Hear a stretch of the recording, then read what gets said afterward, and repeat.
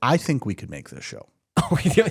I think we could 100% make this show. We could find somebody with a smaller head for sure. Oh, God.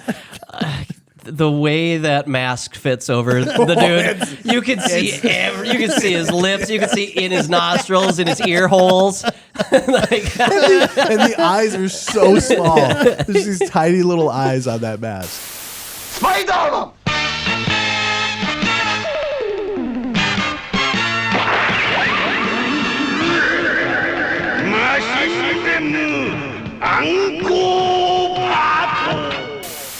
Welcome to the iKnowBadeaux podcast. Hey, everybody, and welcome to the iKnowBadeaux podcast, coming at you from the Slice on Oak Studios. I am Mayor Dave Badeaux of the city of Brainerd, and with me, as always, is my brother. Cocaine is a hell of a drug. Wah, wah, wee, wah, wah. Gabriel Johnson, what say ye on this we fine recording? day? Yeah, we are recording. All right. We're doing a podcast. I'm Welcome. here for it. Okay, anyways, moving on from you as well. You guys ready to get started? Yes. This is the Be Kind Rewind. 1978. So for those of you that are joining us for the first time, the Be Kind Rewinds are the episodes of the podcast in which we take a year, in this case 1978, and go through all of the fun tidbits that we wanted to consume from that year and come back and converse about them. Episode 1, pop culture. Episode 2, which will be next week, will be the movies of 1978. Last week was our first episode of going all the way back to the 70s. We did 1977, last month, 1977. Pretty interesting. Mm-hmm. Very interesting year, I thought. Fascinating. Yeah. The music in particular. Wild. What in the world was that all about? We haven't produced that in a decade. No, not even close. Maybe this century. I went back and I edited a short for that. So I went in and I had to get all of the different album covers. Uh-huh. Just the ones that you said was 35. Yeah. 35 album covers plus Black Betty, Ram Jam, plus Bob Seger. I added those in. So 37 for sure hits. Mm-hmm. That's insane. Mm-hmm. Well, we kind of felt the blowback in 1978 in my eyes. You're a total smash, baby. How so? 77 to 78. 77 was 37 banger albums. And they sold so many albums, they could afford a lot of cocaine. Oh, so 78 is cocaine heavy? Cocaine. I just heard something, and we can talk about it when we get there, but I just watched a clip. Somebody had said, what was the wildest film set you were ever on? The answer? Popeye. Oh. Evidently, Popeye was fueled by cocaine. Really? Oh, surprise. Robin Williams? Yes. So much so that they were smuggling in the cocaine in the film canisters. Holy shit. So they were sending the film canisters back to have them developed. Uh-huh. And then sending them back with cocaine. I would put a pin in that. I think we might revisit that this episode. Okay. I thought you were going to say they put him in like the muscle prosthetics. Oh, that's a good idea as well. So when he's popping the can of spinach, it's really just cocaine. Yeah. It's like, oh, it's totally different kind of Popeye. Okay. But let's talk about the music real quick. Prince dropped his debut album. Crazy to me. Mm-hmm. 1978 seems early to me. Yeah, he would have been a young man in 78. Yeah. What's the name of the album? Do you know? No, I had it pulled up. For You. For You. That is correct. Mm-hmm. Okay. All right. Prince from Minneapolis, big Minnesota guy. Mm-hmm. Maybe our biggest. You can get Bob Dylan. I'm a Bob Dylan guy. You're a Bob Dylan guy, but I would say worldwide, probably Prince. Probably Prince. Yeah. Out of Nobel laureates, Bob Dylan. Yeah. Okay. Speaking of cocaine, though, peak disco. Disco was the dance music. Yes. From 1970s. I'm pulling up 1978 music Wikipedia. So 1977 is Staying Alive, Bee Gees. Mm-hmm. Yeah, and you go with the biggest hit singles of 78. Okay. Staying Alive is number one, but oh, really? Recorded in 77. Yep. Number 2, John Travolta and Olivia Newton-John. You're the One I Want. Oh, All right. Wow. So not quite disco, but 78. We'll talk about got it. it right in front of us. We'll be talking about that next episode. Number 3, Village People, YMCA. Okay. The straightest song ever. Is this true? Number 5, Bee Gees, Night Fever from Saturday Night Okay, Fever. Yeah. And that's what I got on Wikipedia. Okay.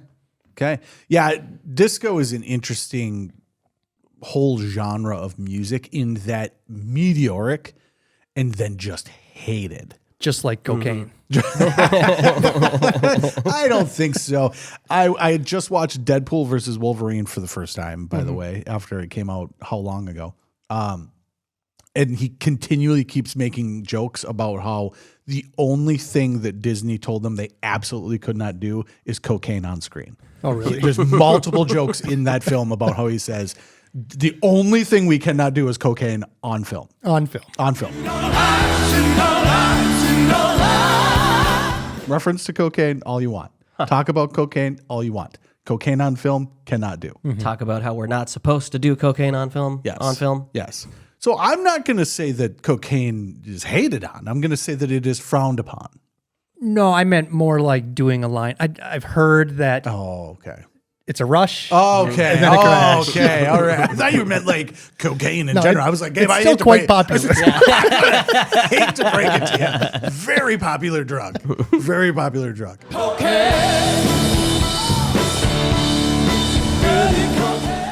The interesting thing, I think, to talk about this, and I again, this is why I like the way that we do this, the building chronologically, because having now went and did 77, talking about all the albums that came out in 77 and how it basically is the classic rock genre, the entire radio station you That listen one year to is the entire radio station. is everything, right?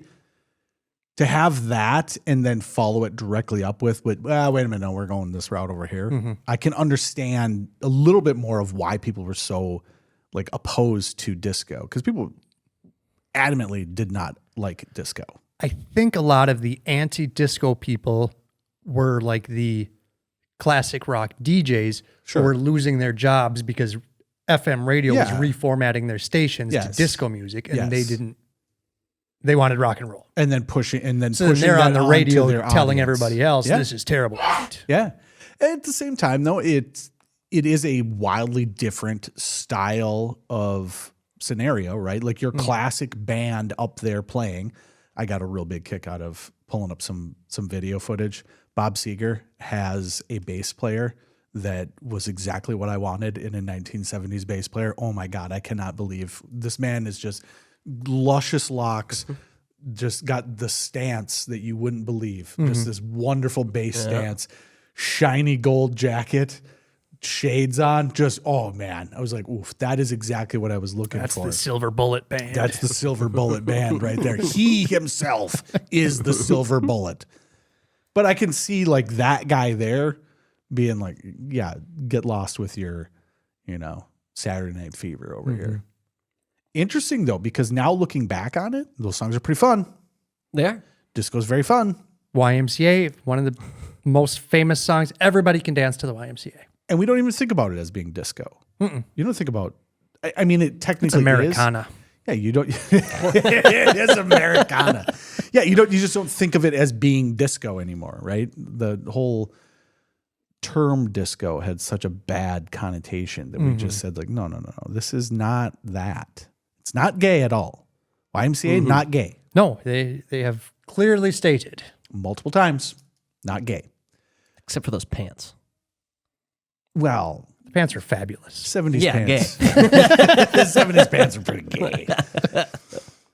All right, so 1977. What else did we get? Sorry, 78. What else did we get from music in 1978? Devo dropped their debut album. Oh, you're a Devo guy. I love Devo. More than I think the entire world. You're probably a number one Devo fan. I wouldn't go that far. Oh, okay. I've never really sat down and listened to their albums, except for one. They released one in 2006, which was great. Okay. Maybe their best album. Before we got started, They have moms. Okay, that's fair. But before you got started, though, you said you were going to play Devo all day at the pizza restaurant. Because I have not done that before.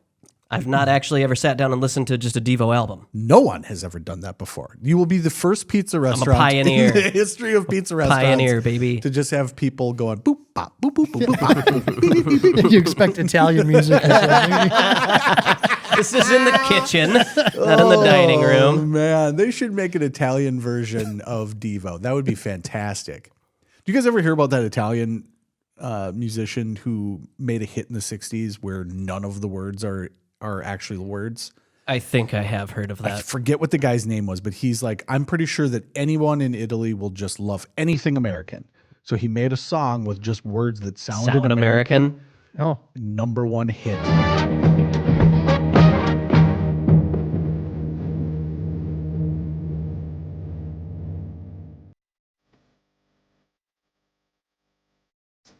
Number one hit. And it's 100% gibberish. just made up sounds Just to sound like English. Just making fun of people. Yeah. So you should do the opposite. You should make a Devo song in Italian with a little Italian music in there and none of the words. It should just be Weird Al doing just naming of ingredients. Sure. Nothing but lasagna and Yeah. rigatoni. Yeah, the pasta fazool. That's it. Only in Devo. How about new, you crazy Dutch bastard? Anyways, about Devo. I'm sorry to just completely derail your Devo conversation. It's all good. Most of their albums have a couple good to decent songs on them, Yeah. and maybe one that's like really good. The debut album has Uncontrollable Urge, which I think most people would recognize from commercials and stuff. Yeah. Yeah. No, I know Whip It, and that is a good song. Yeah. There's Whip It. I don't know. Lots of other good songs. But Mark Mothersbaugh, the lead singer, Yes. went on to score TV shows and movies. Okay. You might recognize perhaps the Rugrats theme song. No way. Familiar. No way. Rugrats, Pee-wee's Playhouse. Oh, Are you serious? Oh yeah. Hold on. I'm gonna have to find this now. Okay. A whole list of what he's done. I mean, it makes Pee-wee's Playhouse is good. And Pee-wee's Playhouse sounds very Devo-y now that you talk about it. Rugrats. You're off in space if you're telling me that Rugrats is Devo. So he did Alvin and the Chipmunks movies. He worked a lot with Wes Anderson, Bottle Rocket, Royal Tenenbaums, The Life Aquatic with Steve Zissou. No way. When you know that, especially The Life Aquatic, man, yeah. when you go back and listen to The Life Aquatic, you're like, holy shit, that's fucking Devo. Did he do the radio that comes in the antenna? That's my favorite part of Almost certainly. That is my favorite part of Life Aquatic is when he says we've got a radio antenna so we can pump in music and then they play that little ditty.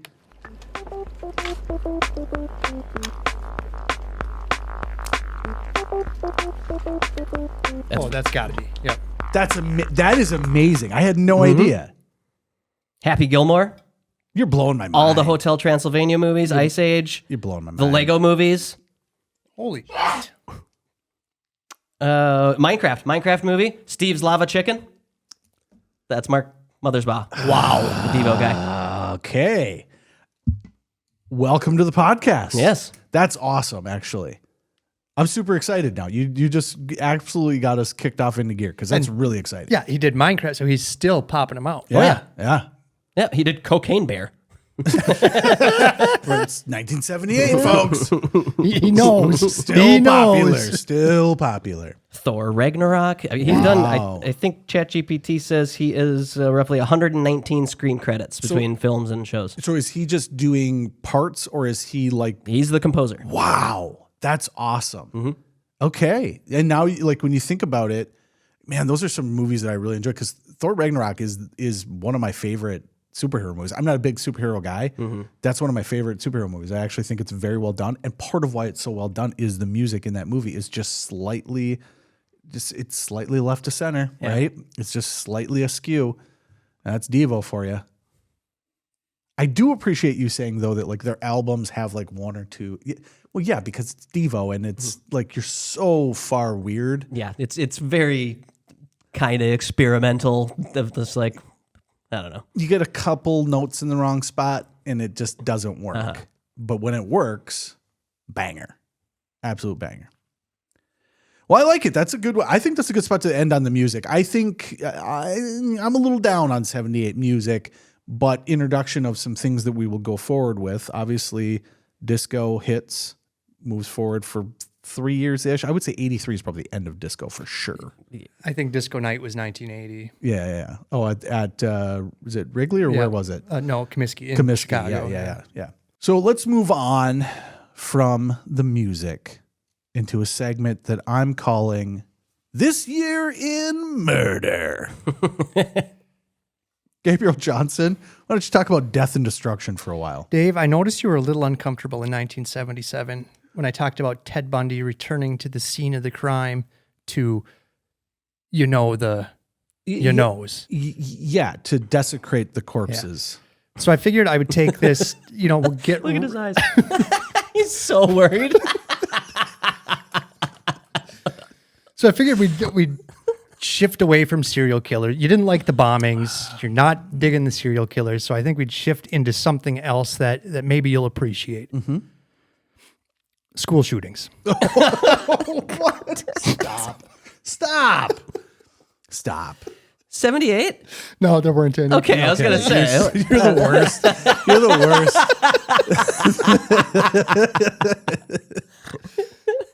No, have you ever heard the term, they drank the Kool-Aid? I have heard the term.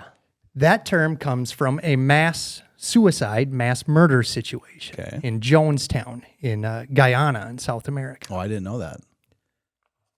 There was a Reverend Jim Jones who built up a cult, and the authorities in America were starting to figure out it was a cult, so he took his flock to South America. And then the government went down and check on him. As they're one to do. And they killed a congressman. The Jonestown people killed The Jonestown people killed the congressman after visiting. Okay. That went down to see where are my constituents. Yep.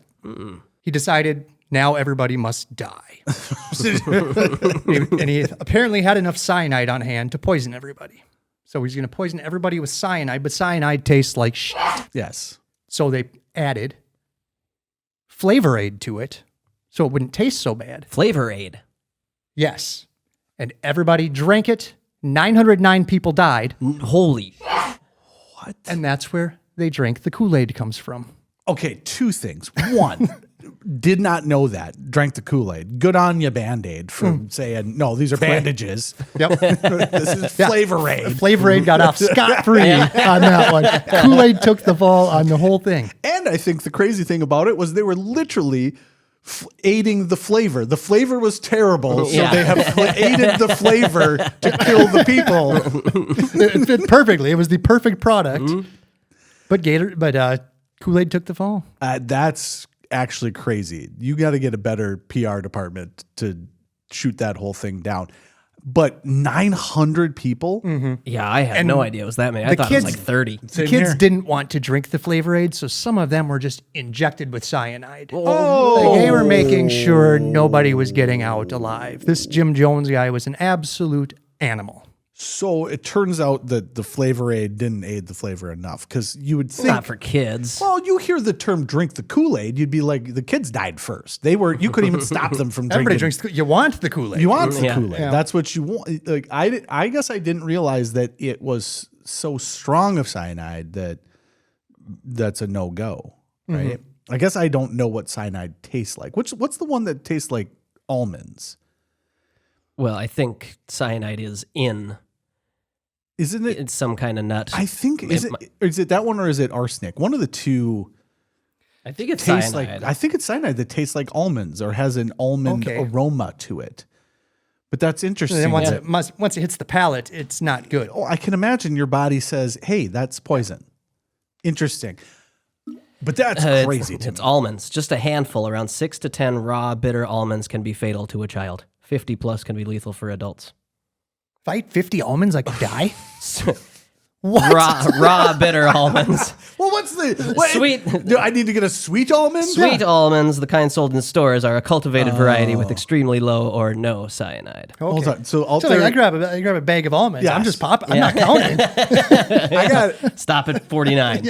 I'm not gonna lie to you. I've got a whole box of Costco nuts, and it's cashews, peanuts, and almonds. And the almonds are the best ones. Mm-hmm. So I've been You like almonds more than cashews? Okay, so cashews are good, but cashews are kind of sweet. They're actually. buttery. Yeah, they're buttery. Yeah, they're Exactly. yeah. So cashews to me, that's like a treat. Like an almond is like something you're like, all right, I'll consume this quick and have it be Yeah. A little bit sustenance. a little bit of sustenance. Yeah, the cashew doesn't. Yeah. Cashews don't feel like Yeah. sustenance. It's nut candy. Yeah. That's crazy though. So everyone knows drink the Kool-Aid, right? Everyone knows, and everyone has a general idea that it's tied to, Following something. Yeah.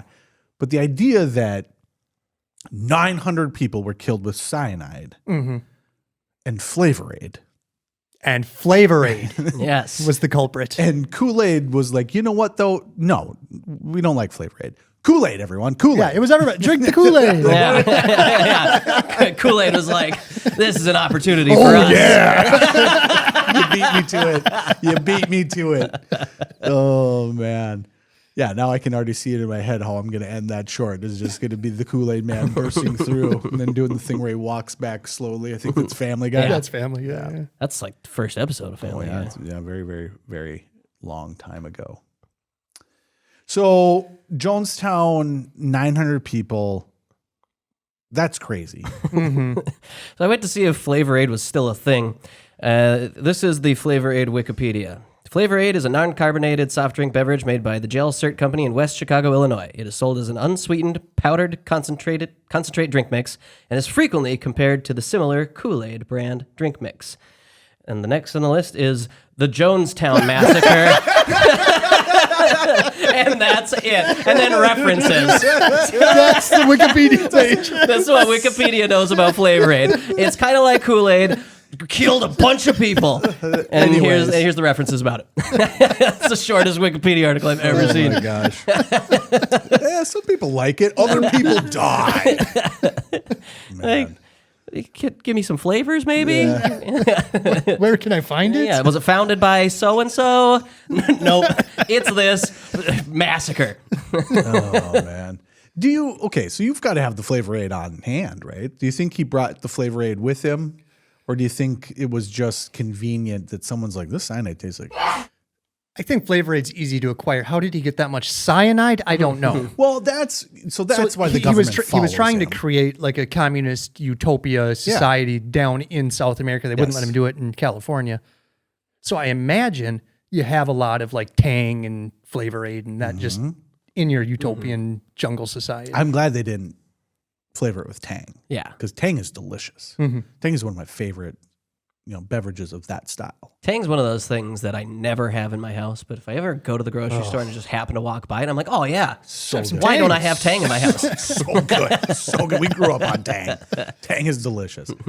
And another excellent marketing scheme. Never once used by astronauts. It was not. It's what they bring to the moon. No. They never once had the Tang on the space shuttle, but they're like, yeah, it's space. I always thought it was. It wasn't? I'm pretty sure. Look it up. I'm pretty sure Tang has never once been used by astronauts. The fruit-flavored powdered drink became a space-age icon after NASA selected it for astronaut John Glenn's 1962 Mercury flight. It was also featured on Gemini missions and space shuttle flights. I take it back. John Glenn was the first American in space. I thought Tang was just clever marketing. I take it back. I guess they did select it. They said, hey, we got to get the Tang into space. Yeah. Well, I do find it interesting, the Jonestown stuff, in that the reason why the government followed them down to South America is because there's always something attached to it, right? Guns. They were fucking kids. Yeah. It's always not that, oh, I want a cult.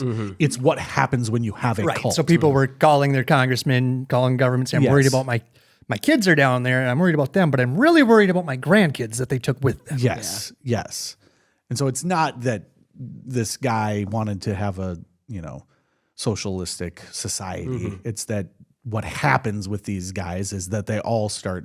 Yes, they want to be in control of everything. Everything. So that they can do anything. And they're always, and we've talked about this, they're always screwing everyone. It's like the first thing that happens is when you become Jesus of your cult, is Jesus gets to sleep with whoever he wants. Yeah. It's such a wild thing that happens every time. Well, sometimes it's the money first. Well, it always starts with money. You give me all your money, and now then- I need your wife. Yes. Yes. Well, anyways, Gabe, that's not the worst you've ever had. I mean, I think body count wise, Jim Jones didn't go back to the corpses and them. Oh, God. you're so fucking stupid. So stupid.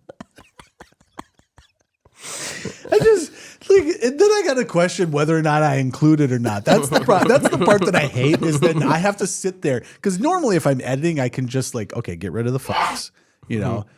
But then you put stuff in there like that, and I'm like, God dang it! Now I got to like listen to it a couple times and see, is this or is this not acceptable for us to have on the internet? All right, you got anything else in this year in murder?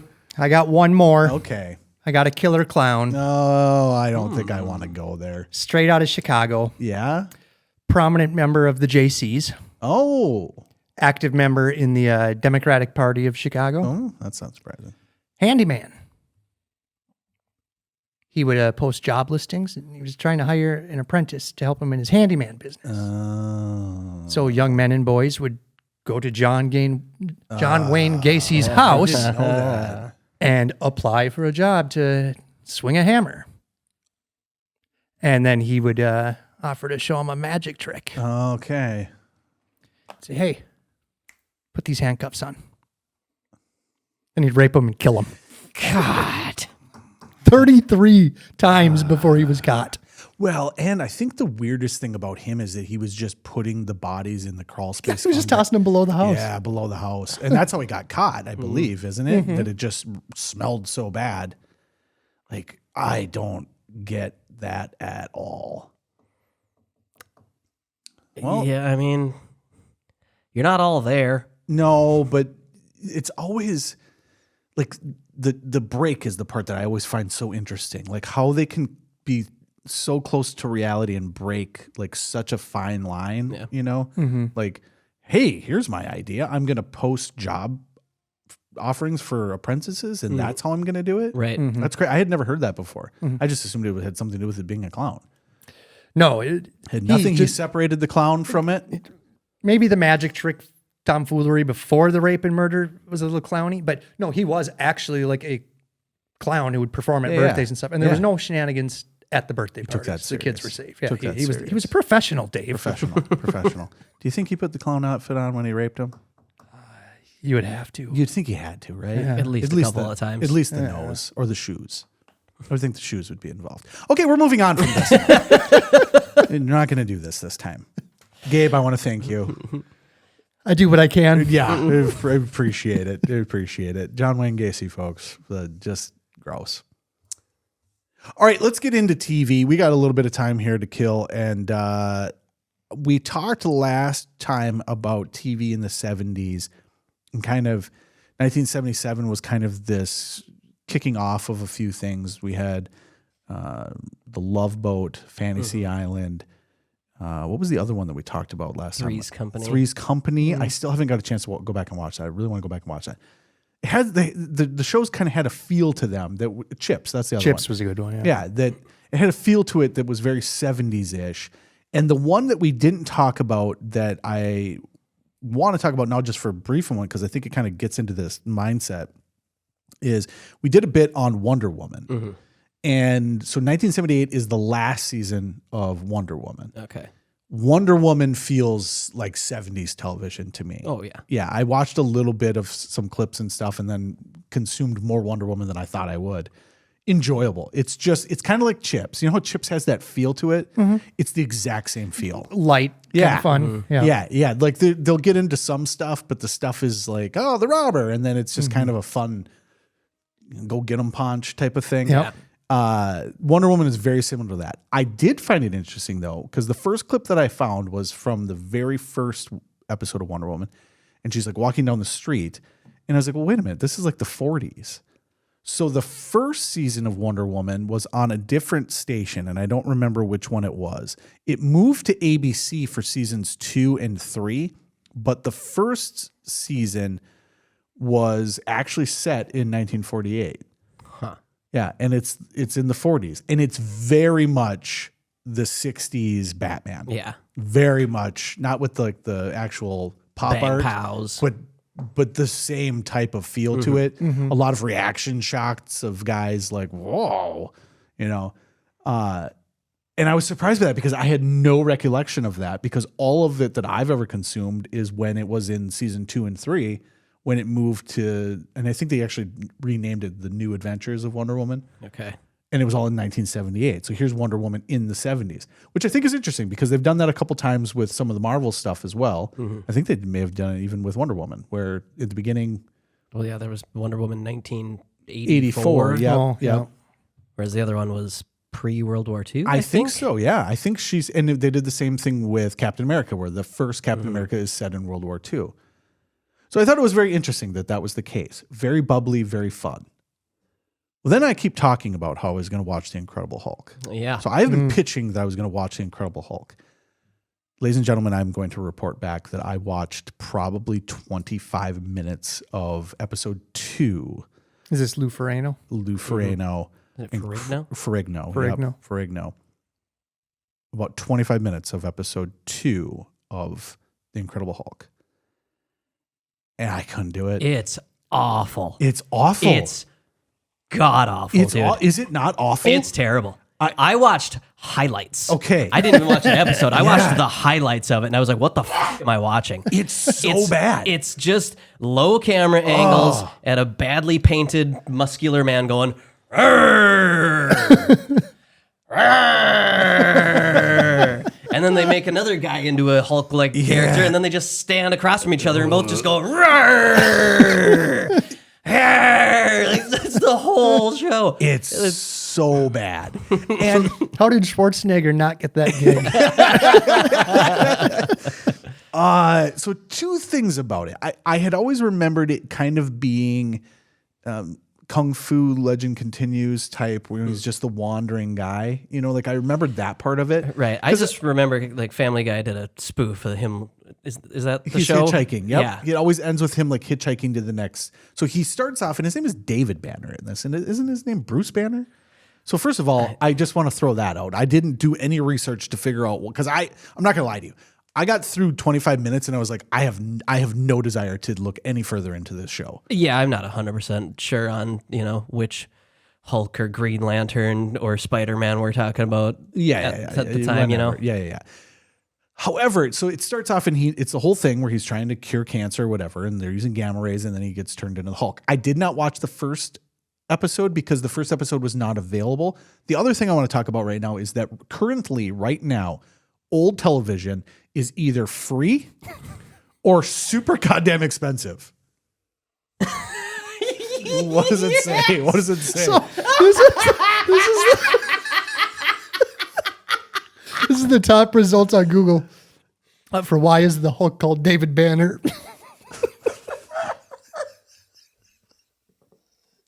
I can't, Dave. It's got read. What is happening? In the TV show The Incredible Hulk, the protagonist is named David Banner instead of Bruce Banner because CBS thought the name Bruce sounded too gay.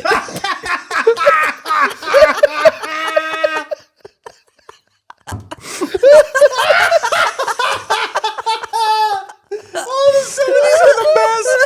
The 70s are the best. It's just a couple of guys sitting around with a stogie going, I like what we're doing here, but can we change the name Bruce? Because that's way too gay. For our show of angled shots of muscular men grunting at each other. A man with no shirt that's covered in green paint. It's really funny because I was going to say about the show's fucking gay. That was my initial take. Bruce would have been one step too far. Oh my God. It's so funny. CBS thought the name Bruce was too gay. CBS as a whole. Do me a favor. You got to change the name, Bruce. All I think of is my hairdresser. Is my brother. 70s are the best. So that explains it. That was the one bit of intrigue that I had was like, why is his name David? And they kept calling him David. And I was like, why? Anyways. So the show itself is really weird because having like remembering some of this stuff, you know, you got your Batman, you've got your Wonder Woman, very fun. You got your Chips.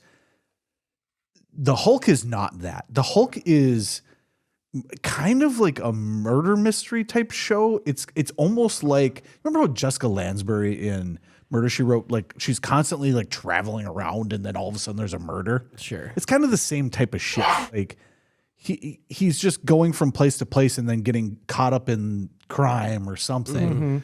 And he's on the run because they think that he killed his partner. Everywhere he goes, somebody dies. Yeah. But then the Hulk isn't like the Hulk. The Hulk is like it's Dr. Jekyll and Mr. Hyde.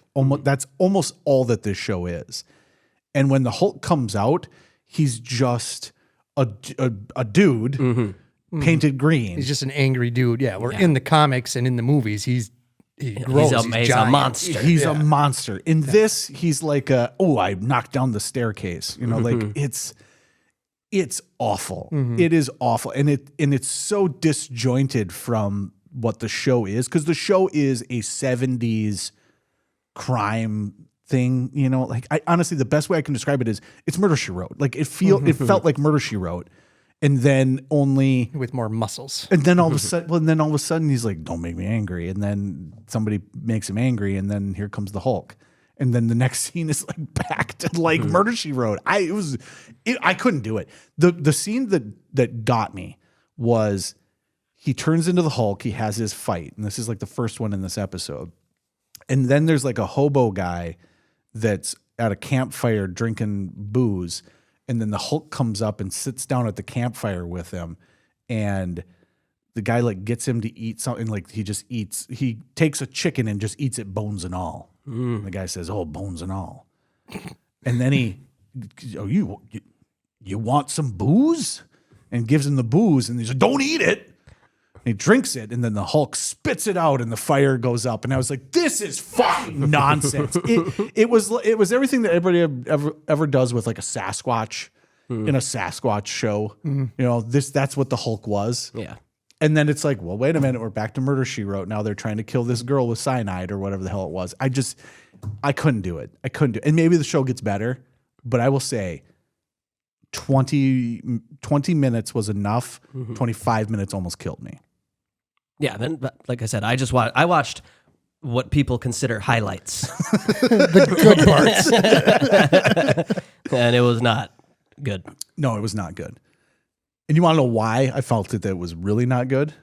Because not only had I watched Wonder Woman, but in 1978, if you're talking superheroes, we're talking the Japanese Spider-Man. Yes. Ooh. Spider-Man. Spider-Man! That's how it's spelled. It's all pronounced. It's phonetic. Spider-Man. Scorpio no holdo. So I had always been aware of this show's existence. Actually, I think Maverick, my older son, has a matchbook car of the Spider-Man vehicle. Oh, really? Yeah, that I bought from him. And it probably wasn't even that long ago. Hell yes. But as a parent, I always, if there's a cool Matchbox car, I just get it for my kids. I just think they're cool. But so I've been aware of this show for a long time. Yeah. This is Super Sentai. This is Super Hentai. This is Super Sentai. Hentai. Is it hentai? No, it's absolutely not. Hentai's the tentacle porn. This is super hentai. It's not even regular hentai. It's super hentai. God, you guys are the worst. Senpai. I was like, isn't hentai the tentacle porn? This is Super Sentai, 100%. If you are from the U.S., you would know this as Power Rangers, 100%. he, in the first episode, ends up with some kind of Spider-Man bracelet. Right. From space. Oh, God. The best part was that the guy, there's like a meteor that lands. I don't think it's a meteor. I think it's actually his ship that he gets. Yeah. And then he goes into this cave and finds the guy. And the guy says he's from Planet Spider. Yes. From Planet Spider. Nice. From Planet Spider with a robot and a car. Now you're Spider-Man, dude. Mm-hmm. And you are Spider-Man in a way that I think we could make this show. Oh, yeah. I think we could 100% make this show. We could find somebody with a smaller head for sure.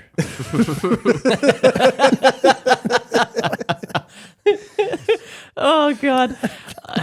The way that mask fits over the dude, you can see you can see his lips, you can see in his nostrils, in his ear holes. And the eyes are so small. There's these tiny little eyes on that mask. Yeah, it is.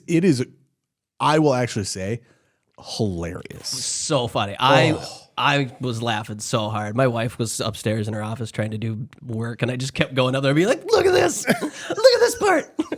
Come back 10 minutes later. Wait, look at this one. I was doing the same thing where I kept laughing, and then Callie would walk through, and she goes, "Are you still laughing at that?" I was like, "This is amazing. This is amazing." My favorite part, beside his super move. Oh, you've seen the super move where he says something, I don't even know what he says, but then he says he's like an emissary of death. He does some kind of move, and it's just quick camera cuts of him like left, right. Ah! He's not doing anything other than them just shifting the camera back and forth. 地獄からの使者スパイダーマン父とガリアの復讐を俺が果たす And then he yells for his ship. Yes. But before that happens, there's always the shot of, and it's the same thing as Power Rangers, where there's like the monster, and then the monster gets really big. Because that's when you know the robot's got to come out. His robot, he's got to get his robot. But every time that happens, they do a shot with him in the foreground so that they can cut out the back and then have the robot back in the background huge. And they do this same shot over and over. It's like their special effect. But he's always in front to give you perspective. And every time he like looks back and then scurries away, every time I laughed hard because he keeps like looking back and then like scurrying away from this big giant monster that they've superimposed behind him. And for a show, right? You got a premise, but like these are the bits. The bits are, we're going to shimmy back and forth and then we're going to run away. Yeah. I only caught the clips that Scott shared with me. Fantastic. But I would have to say my favorite one was the last one you shared last night. Where he wanted to take a little boy away with him. Oh, yes. And the little boy felt the same. But it's just not allowed. It's not permitted. It's not permitted. Spider-Man wanted to disappear with his young boy friend, but it is not permitted. Not permitted. The young boy felt the same way. It's not permitted part. That's what gets me every time. Spider-Man wanted to disappear with his young friend. And like, oh, okay, that's kind of weird. But then when it specifically says, but that's not allowed. Oh, okay. At least you acknowledge that, yeah, we're not doing that. It's not going to happen. Lost in translation, guys. Come on. Come on. I think not permitted can be translated into just about every language. Well, don't do. Mom said no. Yeah. I love his spider webs. It's just a rope. Yep. He just throws a rope and he yells, spider rope or whatever he yells, and then throws a rope around people. Spider Spring! there's the one great scene where he like ropes this giant monster and the monster just By the tooth? Oh my God. Gets the rope around the monster's tooth. The monster just like pulls away for a second and he's just like, oh God. And then it cuts to a like wide shot of the monster just whipping this dummy. Like it's clearly a toy, but whipping this thing through the air that if it was real, you're going like 48 G's. Yeah. just into the side of a mountain. slams him into a mountain. Yeah, I think I texted you, could not be more dead. Couldn't possibly be more dead than what just happened to you. That's what would happen too. Oh man. You would turn into nothing. Oh God. What a great show. I know that it's really bad. I mean, so The Incredible Hulk is bad. Right. This is the same year and in unbelievable how bad this is. Yeah. But they're different kinds of bad. Yeah, yeah. This is the so bad it's good. This is so bad. It's Hulk is just unenjoyable. It's miserable. The Hulk, and maybe it gets better. Send me a list of episodes of The Incredible Hulk that I need to watch, and I will never watch them, but at least I will have them. How many seasons did the Hulk go on? Oh God, I don't know, man. It couldn't have been that long, but it for sure was a couple. Yeah. I'm amazed because I couldn't find it. I had to actually pay to watch 5 seasons. 5 So it got picked up a couple times. Yeah. 5 seasons. Maybe it gets better. Maybe. I can tell you that episode 2 is unbearable. And it's just a show. It has nothing to do with the Hulk at all. It's just a show. It's Dr. Jekyll, Mr. Hyde doing Murder, She Wrote, and with really bad face paint on. This is so bad that the entire time I was thinking, we could make this. I kind of want to do it. We could make this. If you tried to do it like where you're just being serious and you just tried to give this like an actual go, it would be hilarious.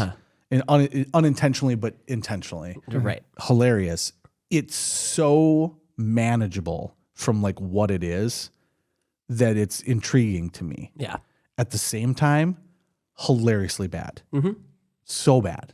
Oh my God, when he puts his costume on, every time he has to like summon the costume and it like shoots across the room and just like superimposes over him. But then he has to zip it too. Has a giant zipper. Like footy pajamas?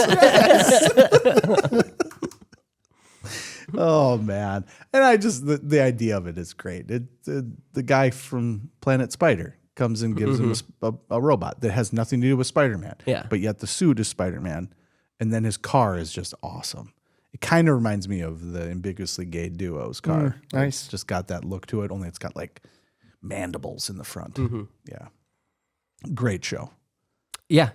Yeah. I watched all of the first episode Yep. that was on YouTube, and then a little bit of the second one was getting kind of late, and I had tired myself out from laughing so hard. Oh, I went on the same thing where it was just clips. So it was basically all the robot fights. Okay. And man, every single one of them was worth it. And some fantastic robots or monsters that they had. The creativity is not running shallow in Japan. They'll get you with some incredible monsters. All right, let's go ahead. We're going to wrap this episode up pretty quick. Gabe, you had watched Mork and Mindy. I watched Mork and Mindy. Robin Williams Yep. is Mork, an alien. Yep. Mindy, a humanoid from planet Earth. Oh. Mork is kind of weird because he's from a different planet. Oh. Mindy tries to show him how to try to be normal. It sounds like television. Yeah. Robin Williams, hilarious. Yes. Mork and Mindy, it's a tough watch. But I looked up some good tidbits on the program. Okay. So when Robin Williams wasn't Robin Williams yet. Yeah. Right. So when he auditioned, he was the only person to come in. And when they said, sit down, he sat in the chair upside down. Oh, God. Like, okay, that is the only alien we interviewed. Then in the script, Robin Williams likes to just be a little wacky, right? Yep. In the script, there would just be blanks that Robin Williams goes off. Yep. Oh, really? Written into the script. That's what's in the let script. Let him do his thing. Is Robin Williams is going to go wild for a bit. We'll laugh and we'll figure it out. Awesome. And finally, the show got popular, so there were a lot of celebrities on set. And Robin Williams wasn't a real sociable guy, but he found a little magic trick to be able to talk to people. Yes, Cocaine. I knew it. Oh, he was a known sniffer. That Mork and Mindy was the beginning of his lifelong battle with cocaine Oh addiction. man, 1978 for you folks. So we got to go ahead and get out of here pretty quick, but I do want to just do one more super fast from television. WKRP in Cincinnati. It's kind of the first news radio, just shoot me, like that feel, that like newsroom type of thing, only with like a radio station. Those shows all have the same. Behind the scenes in the studio. Yeah. It's a pretty good show, actually. I'm surprised when we've done some like matchups and stuff on our social media. It usually scores pretty well. People like this show. And I have consumed a little bit of it in my life, and it's good. It's exactly what you think it is, right? You get introduced to your characters. They're all regimented, like this is this archetype, this is this archetype, this is this archetype. But the thing this show is known for is the Turkey Drop episode. I was surprised that this episode comes episode 7 of the first season. When I looked it up, I was like, oh, I bet it's towards the end of the run or the middle of the run. This is probably when it hit big, because it's the thing that this show is known for. But yeah, it was episode 7. So it was right out the gate. It's an early hit to hook everybody in. And I think that's what happened is I think this episode, because it's in the zeitgeist, it's out there as something that people are aware of. And you guys were not actually aware of the Turkey Drop. So we watched it before we started the episode. Hilarious. Yes. Quite humorous. Well done, too. Well, within budget. Yes. To drop a bunch of turkeys out of a helicopter onto people. On a TV show. On a TV show. In 1978. So the basic breakdown for people that aren't aware is that they have a new station manager, and he has an idea for a marketing pitch that he's going to do, but he doesn't tell anyone what it is. And so the whole episode is him building this thing up, building it up. And then they get turkeys and drop them out of a helicopter in front of a mall. And it turns out the turkeys don't fly. And they just plummet to the earth. So they're just bombs, turkey bombs. They're just turkey bombs, which they make that joke as well. But I think it's in terms of a bit of television that just kind of stands the test of time. Yeah. It's a fantastic bit. And it's good. Their on-the-scene correspondent is this dry, dense dude that, Fellow babies, and now it's time to go to our live remote man on the scene. So, take it away, Les Nessman. This is Les Nessman, your man on the scene here at the Pinedale Shopping Center where the excitement is mounting. Yeah, and they do a great job of like playing it out, the long, slow play as to what's happening. Oh, what's that? Is that a parachuter? There's no parachutes yet. Yeah, just very matter of fact. Yeah. And then the turkeys, of course, fall down.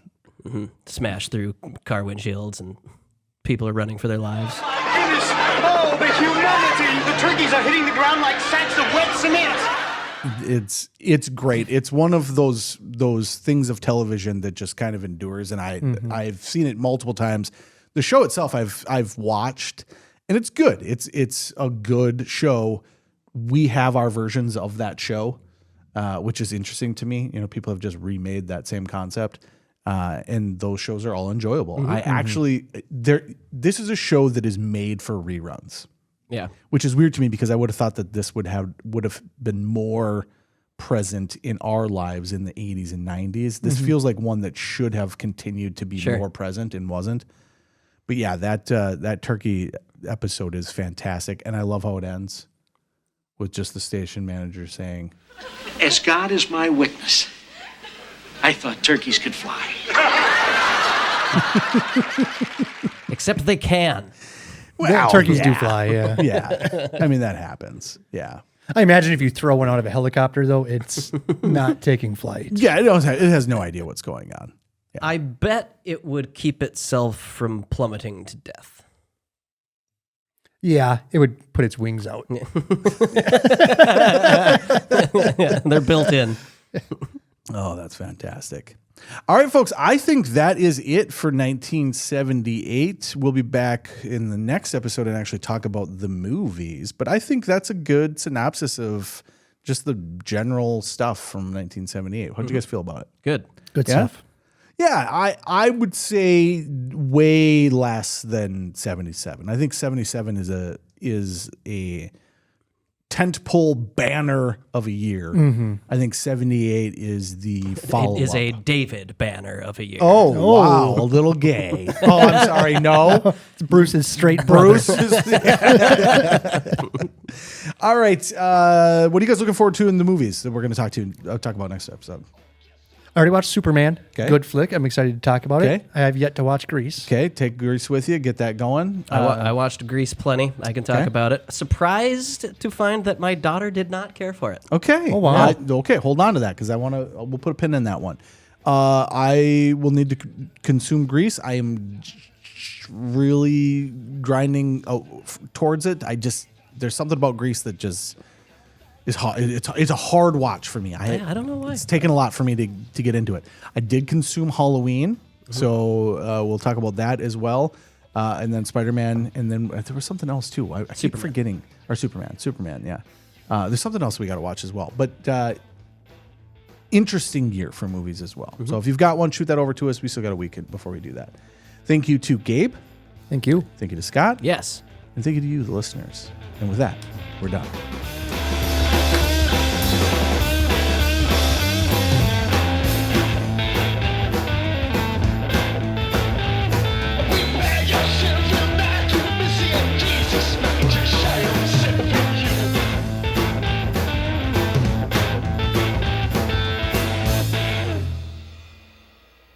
So we're at the 50th anniversary of Jaws. Okay. The 50th anniversary. We should have done a full episode on Jaws. I'm actually surprised that we didn't. I purchased it. I watched it. My youngest boy has been asking to watch Jaws forever. Really? Yeah, oh yeah. Okay. He likes death and destruction a little bit, a little too much. But we did watch it. They both fell asleep, which is fine. I was actually happy about that because it gets more violent as it goes. Oh yeah. When the captain dies, that's one of the most iconic death scenes in movies. But a couple of things about Jaws that I thought were extremely interesting that I was not aware of. So the movie gets more and more violent as it goes. Although the beginning scene, Yeah, it starts pretty violent. well, it starts violent. The very first scene, a shark eats a woman. Well, she screams to death. but it doesn't to death? show. I'm going with it. Well, at the beginning of the movie, though, it doesn't show anything. Right. And he did that on purpose. He didn't want you to see the shark until the third act. He wanted it to be, not everyone has been around a shark. Everyone has been swimming, was kind of his line, right? But the thing, as the movie goes, they had filmed a couple scenes where there was actually, he thought was too violent. So the scene where the guy is in the little rowboat in the pond and gets knocked off and gets eaten, there's actually a part of that where the guy is in the mouth of the shark, getting dragged through the water, and they show it, and he's kind of coming at the young boy, and then the movie just kind of cuts and goes in a different direction. They shot a version of it where he actually grabs onto the kid. Oh no! And so he's Double teams there. it? So he's getting dragged in the shark's mouth, and then it grabs the kid, and the kid is getting dragged with him in front of the shark. And Spielberg deemed that to be a little too aggressive for that point in the movie, which is interesting because when you get to the end of the movie and then Right. the captain dies, it's like, holy crap, I forgot how bloody that is. Yeah, he goes down. Yeah. Speaking of the captain, Robert Shaw, he is very well known for the movie where he sings that little ditty. Now, farewell and adieu to you fair Spanish ladies. So fun fact about that, Robert Shaw was actually in a show in 1957 called The Buccaneers. And in that, he sings the same song. Interesting. And so in Jaws, which he's very well known for singing it in, that is just a callback to him on an episode of the Buccaneers in 1957. I'll be in your little movie. However, You must let me do my little ditty. and Diddy he did.